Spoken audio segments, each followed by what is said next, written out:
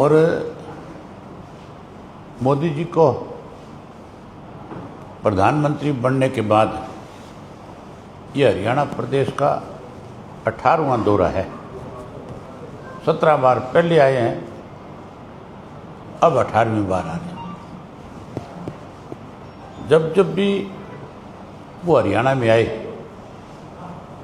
हम उनसे ये उम्मीद करते थे कि वो यहाँ के प्रभारी रहे हैं, यहाँ के दुख और तकलीफ को समझते और जानते हैं। विशेष रूप से जब चौटाला साहब चीफ मिनिस्टर थे, उस वक्त मोदी साहब जो है हरियाणा के बीजेपी के प्रभारी थे। और चौटाला साहब के चीफ मिनिस्टर रहते हुए 2002 में सुप्रीम कोर्ट से फैसला हरियाणा के हक में आया था SYL को लेकर के। मोदी जी उस वक्त प्रभारी थे, तो उनके संज्ञान में है सारी बात को वो बहुत अच्छे से जानते हैं कि SYL हरियाणा के लिए कितनी जरूरी है। भाजपा की सरकार बने 11.5 साल से ज़्यादा समय हो गया। इन्होंने एक बार भी प्रधानमंत्री जी के सामने SYL को लेकर के चर्चा नहीं करी, जबकि अनेक बार मनोहर लाल खट्टर भी मोदी जी से मिले और ये नया चीफ मिनिस्टर जो डमी है ये भी मिला। इन्होंने कभी इस इशू को उठाया नहीं, कभी इस पर चर्चा नहीं करी। इनको इस बात की कोई चिंता नहीं है बीजेपी की सरकार को कि हरियाणा के किसान की हालत कैसी है। भाजपा पहले दिन से ही किसान विरोधी फैसले लेती रही। जब वोट मांगने का समय था तब तो ये कहा गया था कि स्वामीनाथन की रिपोर्ट भी लागू करेंगे। उसके साथ कहा था कि किसान की फसल के दाम 2 गुने कर देंगे। लेकिन समय समय पे किसान को परेशान करने के लिए इस तरह के फैसले लेते रहे, जिससे किसान को मजबूर होकर के आंदोलन करना पड़ा। 3 काले कानून बनाए, 13 महीने तक किसान सड़कों पे बैठा रहा। दिल्ली के बॉर्डर, चारों तरफ बॉर्डर पे रहा। 750 से ज़्यादा किसानों ने शहादत दे दी। तब जा कर के कहीं सरकार को ये समझ में आया कि तुम्हारा फैसला गलत है। आज भी जो मोदी जी आ रहे हैं, हम उनसे ये उम्मीद करेंगे। मैंने उनको अपनी तरफ से चिट्ठी लिखी है पार्टी की तरफ से कि आपका हरियाणा के साथ विशेष लगाव रहा है, आप कहते हो। तो हरियाणा की जनता की डिमांड है ये, ना तो कांग्रेस इस इशू पे आज कहीं सरकार के खिलाफ कोई एक शब्द बोलने को तैयार। सत्ता में बैठे लोग तो चाहते भी नहीं कि किसान को पानी मिल जाए। चौटाला साहब क्योंकि ज़मीन से जुड़े हुए व्यक्ति थे, उन्होंने खुद बैठ कर के खेती करवाई। वो समझते थे इस बात को कि पानी का क्या महत्व है। इसलिए उन्होंने SYL के मामले को लेकर के बड़ी मुहिम छेड़ी थी। बड़ा कोर्टों में स्वयं जा करके मुख्यमंत्री रहते हुए खुद पैरवी करते थे। माजरा साहब की ड्यूटी लगाते थे, ये वकीलों के साथ बैठ करके मीटिंग करते थे, एक एक इशू पे चर्चा करते थे। और हमने डे टू डे हियरिंग करा करके उसकी और हरियाणा के लोगों के हक में फैसला कराया था। पहले 2002 में फैसला हमारे हक में आया, फिर 2004 में हमारे हक में फैसला आया। फिर पंजाब की उस वक्त की मौजूदा सरकार थी, उसने सारे फैसले रद्द किए थे और रद्द करके वो भी कोर्टों में चले गए। वो फिर कोर्ट की भेंट चढ़ गया। 2016 में बीजेपी की सरकार थी, सेंटर में भी और यहाँ प्रदेश में भी। फिर तो क्लियर कट फैसला आ गया था कि SYL का पानी, नहर जो है जिसका हिस्सा SYL का ज़्यादा पंजाब में है,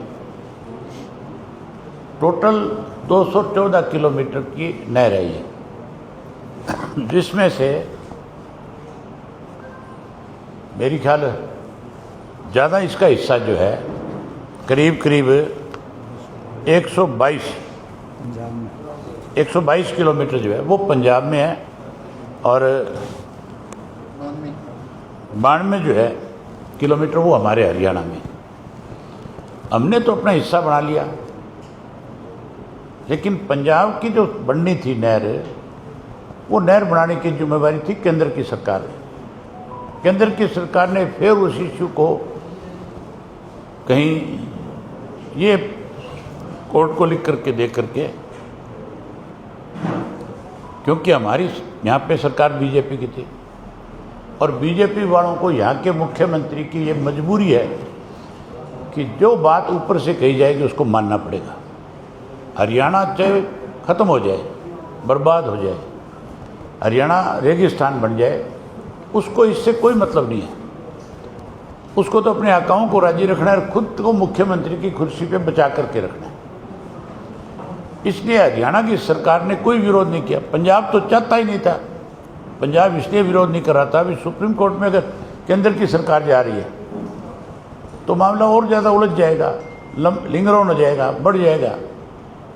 यहाँ की सरकार ने विरोध नहीं किया, प्रधानमंत्री के सामने अपना पक्ष नहीं रखा, जबकि मैं उस वक्त अपोजिशन लीडर था। हमें सबसे पहले कहा गया गडकरी साहब से मिलो। मनोहर लाल खट्टर हमें लेकर के गडकरी जी से मिले।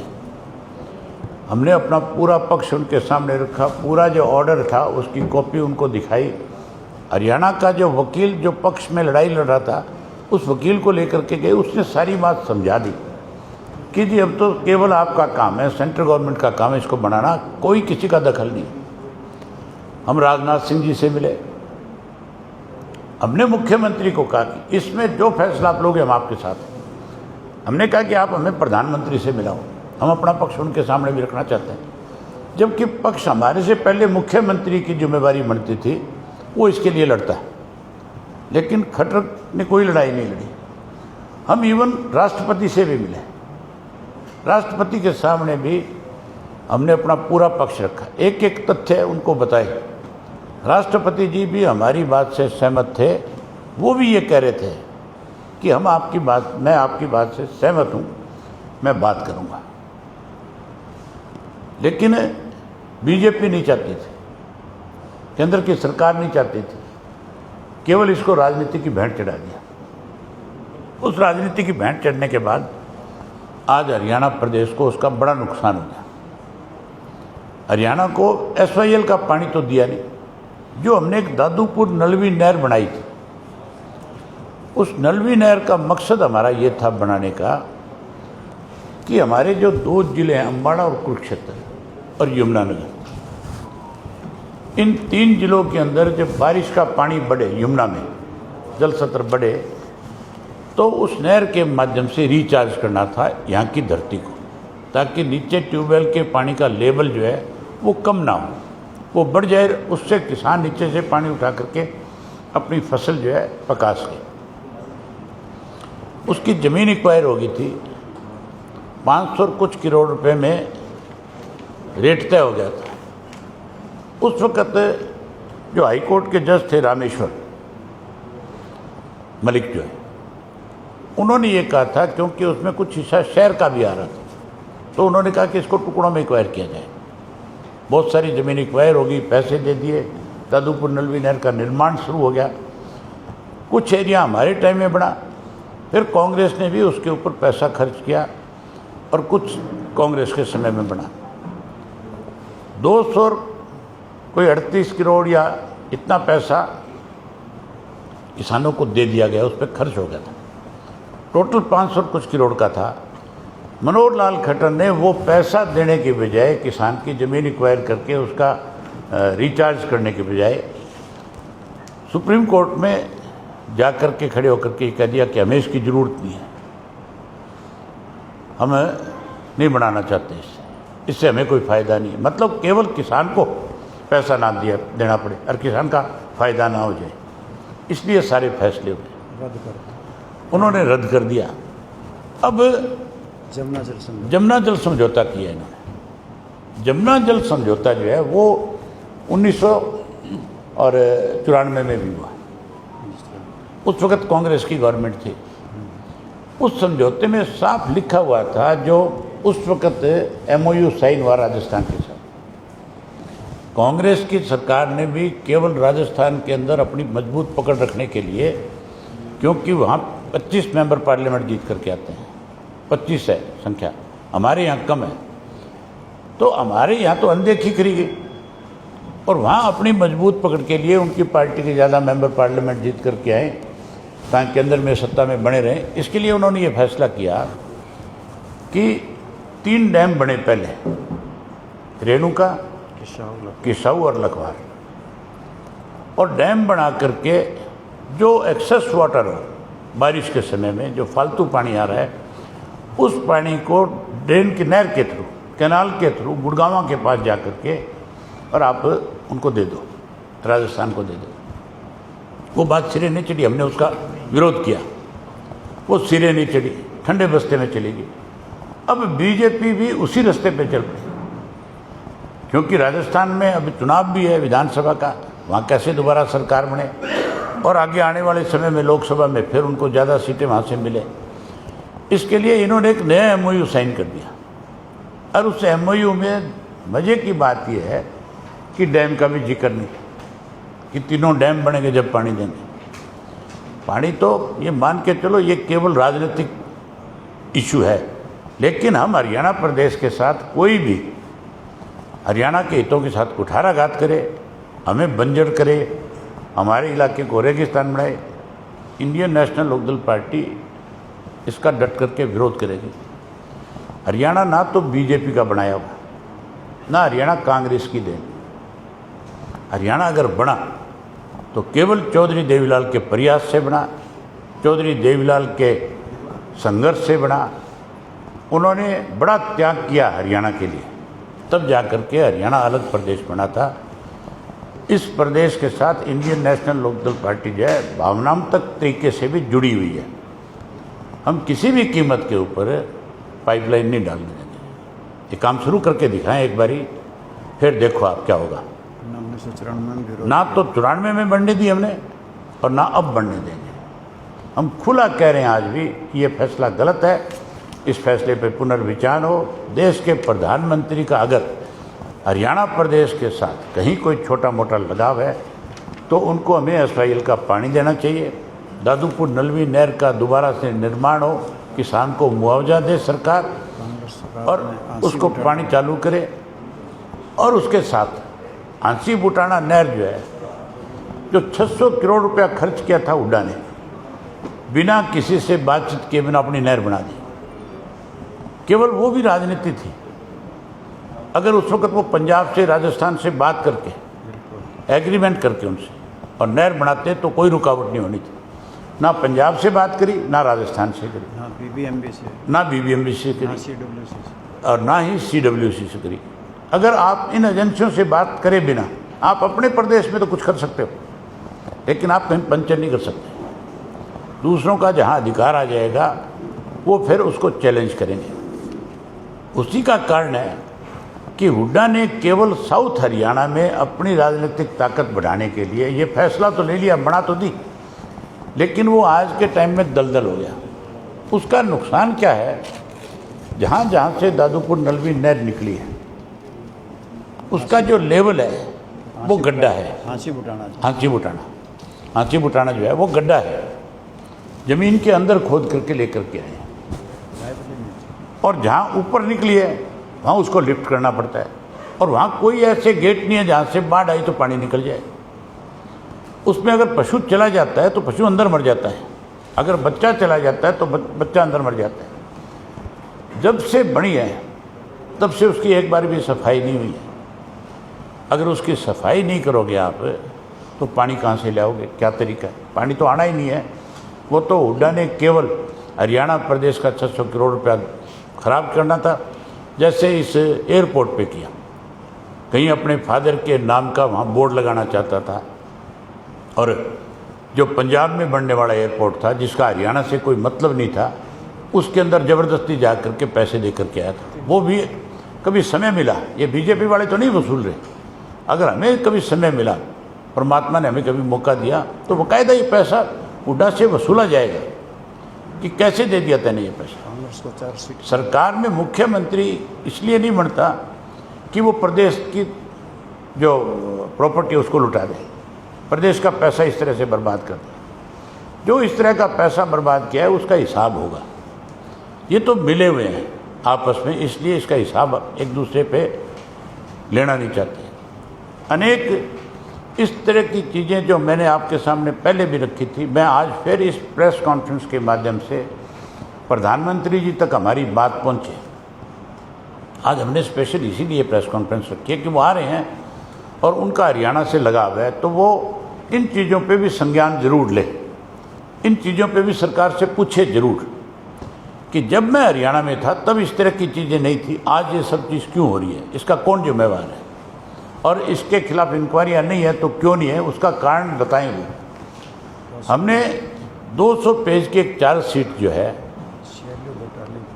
मनोहर लाल खट्टर जब मुख्यमंत्री बने थे तब दी, CLU घोटाला जो हुआ था, और उसके साथ हमने अनेक ऐसी CD प्रोवाइड कराई थी जिसमें कांग्रेस के उस वक़्त के MLA और मंत्री शरेआम पैसा मांग रहे, उनके खिलाफ क्यों नहीं कोई कार्रवाई हुई आज तक। उसके अलावा बीजेपी के समय में जो 20 घोटाले हुए हैं, उन 20 घोटालों पे अलग अलग जो घोटाले हुए थे, चाहे वो शराब का घोटाला था, रजिस्ट्री का घोटाला था, धान का घोटाला था, बैंक का IDFC बैंक का घोटाला था, पेपर लीक घोटाला था, सफाई का घोटाला था, तालाब खुदाई का घोटाला था, श्रम चीफ घोटाला था 1500 करोड़ का, जो बीज ने खुद ने माना था कि मेरे यहाँ ये घोटाला है, उसकी जांच क्यों नहीं, घोटाला है तो। उसके अलावा अवैध खनन घोटाला था, पंचकुला में कारपोरेशन के 160 करोड़ रुपए का घोटाला है,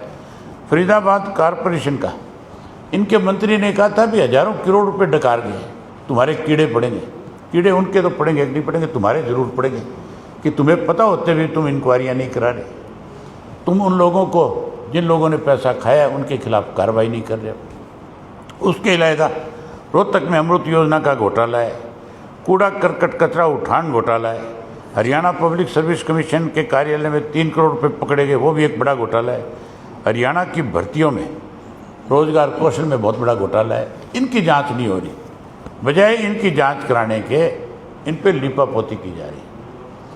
उसके अलावा मैंने आपसे एक बात कही थी कि ये जो मुख्यमंत्री डमी है, इसने एक दिन ये कहा भी था कि मैं डमी नहीं हूँ, बहुत गुस्से में बोला था प्रेस के सामने, मुझे डमी कहा जा रहा है और मैं डमी नहीं हूँ। मैं आज आपको बता देना चाहता हूँ, आज साबित कर दिया इसलिए सभी हम अपने आप को कि ये डमी है। ये डमी इसलिए है, चैनत के अंदर टीका मामला था, हमने बारी बारी से सरकार से कहा था कि किसान गांव के लोगों को पीने का पानी चाहिए, उनके खेतों में से होकर के पाइप आ रही है, आपको टी लगा करके पानी दे देना चाहिए। ये कहने लगे कि टी नहीं लग सकती।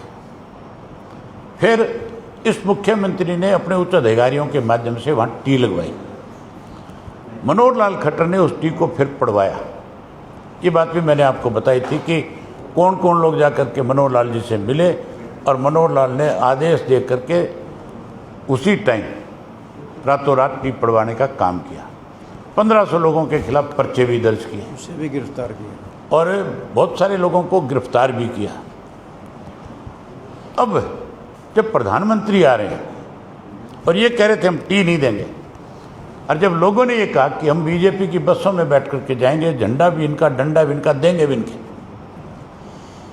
तब IB ने रिपोर्ट करी ऊपर कि अगर चयनित का फैसला नहीं करोगे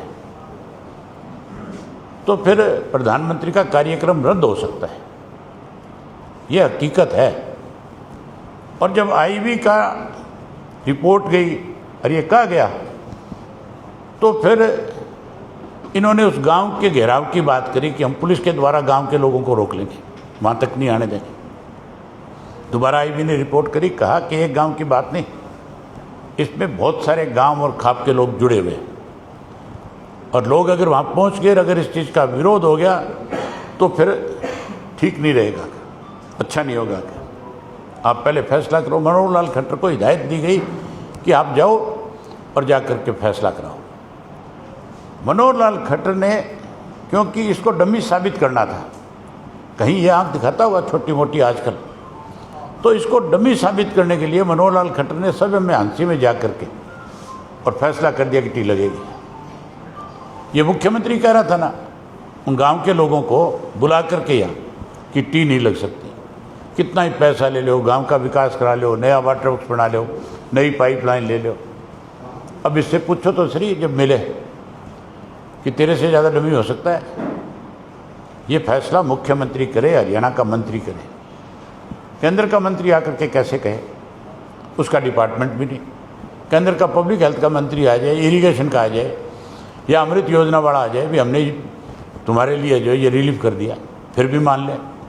तो हम जो कह रहे थे, इसीलिए आज हमारे प्रदेश का बेड़ा गर्क हो रहा है, आज लोग परेशान हैं। मैं अपने हलके में जा कर के आया हूँ, जोड़ों में पानी नहीं है पशुओं के लिए, पीने का पानी नहीं है गांव के लोगों के लिए, नहर में पानी नहीं है, बारिश हो नहीं रही है, लोग त्राई त्राई कर रहे हैं, इनको कोई चिंता नहीं है। तो हम एक बार आपके माध्यम से प्रधानमंत्री जी से आग्रह करते हैं कि आप आए हो, हरियाणा से आपका विशेष लगाव रहा है, आप लंबे समय तक प्रभारी रहे हो, तो आप इन सब चीज़ों पे ध्यान दो और इनको आदेश दो, क्योंकि यहाँ की सरकार अपनी मर्जी से कुछ नहीं कर सकती। यहाँ तो आपके आदेश से ही काम होना है, तो आप आदेश दो और हरियाणा के लोगों को राहत मिले। इसके लिए हम आपसे आज हम समय मांगे मिलने का, तो वो तो आप देंगे नहीं, तो हम तो मीडिया के माध्यम से, सोशल मीडिया के माध्यम से आपसे आग्रह कर रहे हैं कि आप ये जल्द फैसला कराओ, ताकि हरियाणा के लोगों को राहत मिले और हमारे SYL का पानी हमें दो, और वो जो राजस्थान के साथ MOU साइन किया उसको रद्द करो और दादूपुर नलवी नहर का दोबारा निर्माण करके रिचार्ज हो यहाँ पे, उसका बंदोबस्त करके दें। इसीलिए आज आप सबको एक बार फिर तकलीफ दी, आप आए, आप सबका बहुत धन्यवाद।